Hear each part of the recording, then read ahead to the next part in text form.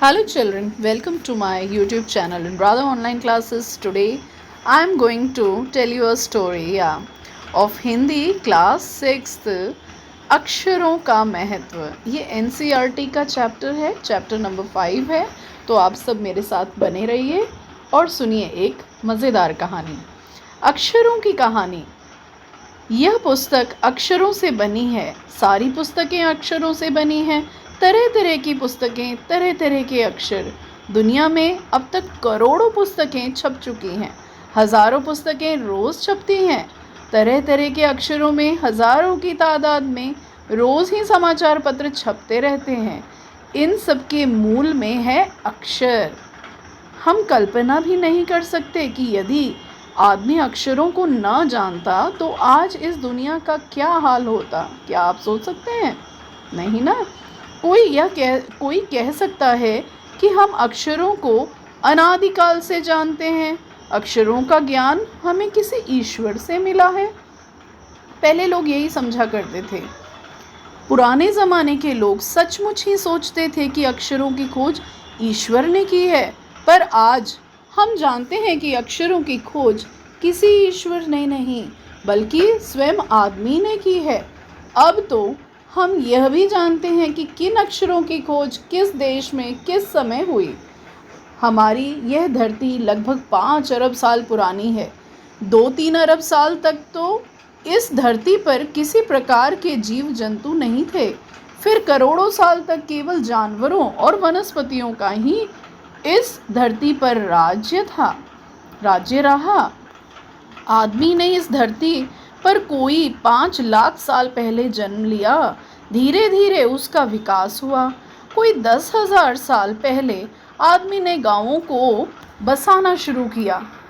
वह खेती करने लगा। वह पत्थरों के औजारों का इस्तेमाल करता था। फिर उसने तांबे और कांसे के भी औजार बनाए।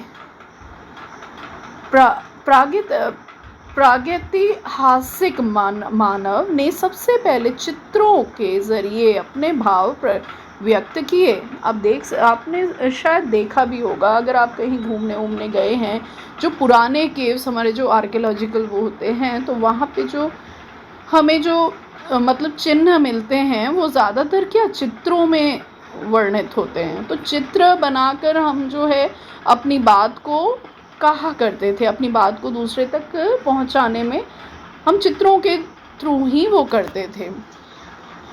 अब देखिए इसके बाद क्या होता है। जैसे पशुओं, पक्षियों, आदमियों आदि के चित्र, हम ये सारे चित्र अंकित करा करते थे। इन चित्र संकेतों के बाद में भाव संकेत अस्तित्व में आए।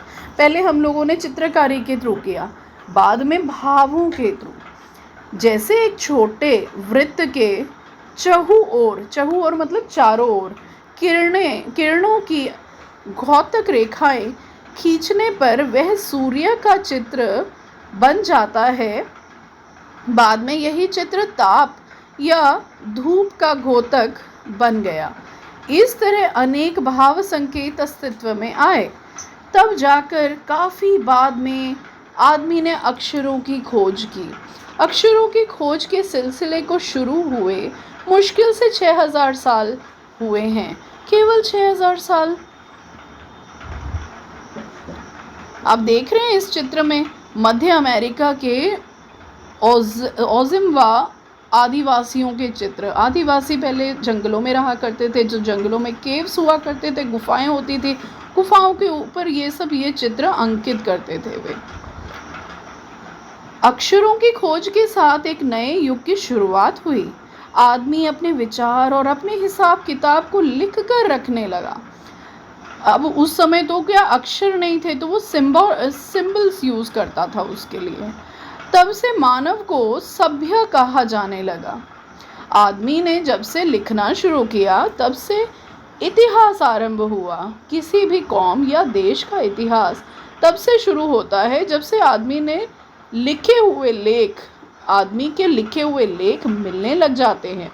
इस प्रकार इतिहास को शुरू हुए मुश्किल से 6,000 साल हुए हैं। इसके पहले के काल को प्रागैतिहासिक काल यानी इतिहास के पहले का काल कहते हैं। अतः हम देखते हैं कि यदि आदमी अक्षरों की खोज नहीं करता तो आज हम इतिहास को ना जान पाते। हमें कैसे पता चलता हजारों करोड़ साल पहले क्या हुआ है। आज वो अंकित है इसलिए हमें पता है। इस प्रकार एक पीढ़ी के ज्ञान का इस्तेमाल दूसरी पीढ़ी करने लगी। अक्षरों की खोज करने के बाद पिछले 6000 सालों में मनुष्य जाति का तेजी से विकास हुआ।